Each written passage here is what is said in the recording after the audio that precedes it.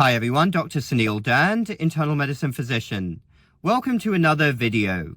I've nipped out of the hospital for a few minutes to make this video because it's a topic that I feel very strongly about, and I've been banging the drum about this for years, and I don't believe anything has changed since I graduated as a doctor. This has been a problem probably for many decades. We do not allow our patients to sleep in the hospital. This happens across the Western world for a number of reasons. Hospitals are very disruptive environments, and sleep is ever so important. It is a core pillar of health and well-being. It is when the body recovers, when it rejuvenates. It is when healing occurs, for goodness sake, and we don't allow our patients to sleep in the hospital. In fact, I had a very close family member who this happened to.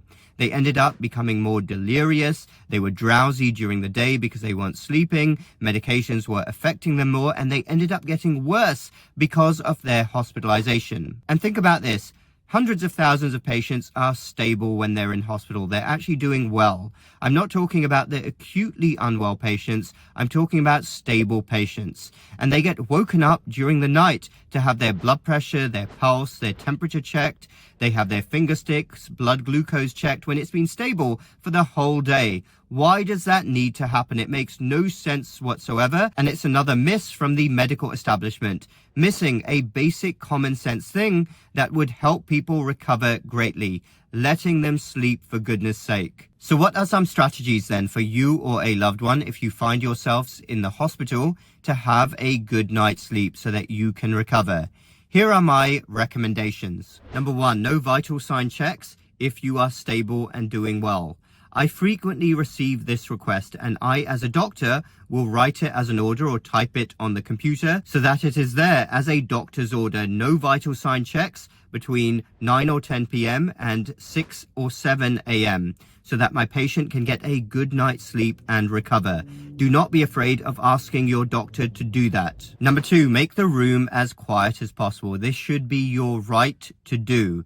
You need to rest. This is slightly easier in the USA than it is in a country like the UK because people pay for their healthcare in the USA, so they're seen often as paying customers, and there's a bit more of a customer service mentality than there is in a socialized healthcare system. But patients will frequently ask me if they can move rooms because they have a noisy neighbor. Maybe their neighbor is sadly sick with a cough, they're coughing all night, or maybe they're agitated, maybe they're screaming out.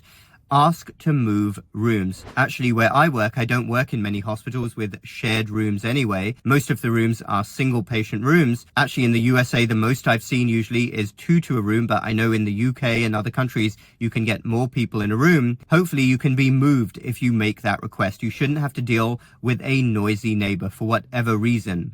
And by the same token, if noise is coming from outside, if there's a different area of the ward or hospital floor where someone is making a lot of noise, then shut the door. That's something that can be done. Or even wear headphones. I know this isn't ideal, but I'm thinking outside the box here because you need to rest. Number 3, speak to the nursing supervisor the next day. Tell them that you couldn't sleep. Now, something may or may not happen because of your complaint, but at least you've used your voice, and that is the only way that things ever change. So be relentless in giving that feedback that you couldn't rest, you couldn't sleep, and you need to do so because you really care for your body and you want to get better. Number 4, request a sedative medication. Now, this is a last resort. Those of you who follow me know that I'm the last person to jump to a prescription, but often a sleep aid is needed. There's simply no other option, and my preference is for something natural or relatively natural, like melatonin.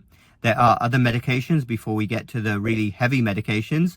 A medication, for instance, like Benadryl, you have to be careful though with the older population if you use Benadryl.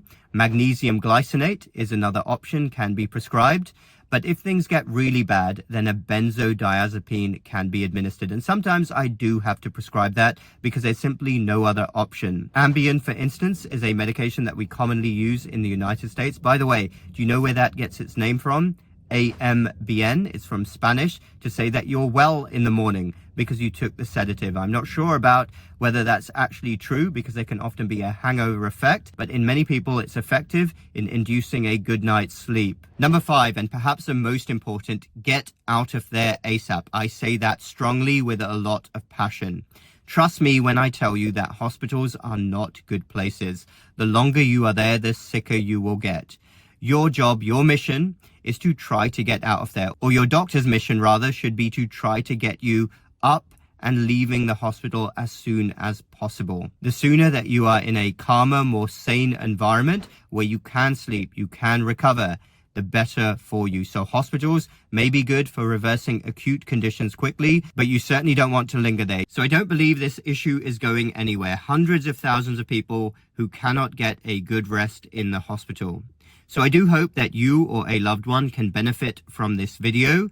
And please remember, your goal, your mission is to get out of there ASAP and continue your recovery back to health. Do not stay in hospital any longer than you need to. You need to be in a better place for your recovery.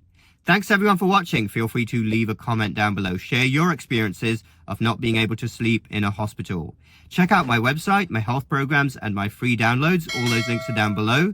Hit the like button if you like this video and the bell button for more similar videos in the future. That really helps with the algorithm and getting these videos shared as widely as possible. We will speak again very soon.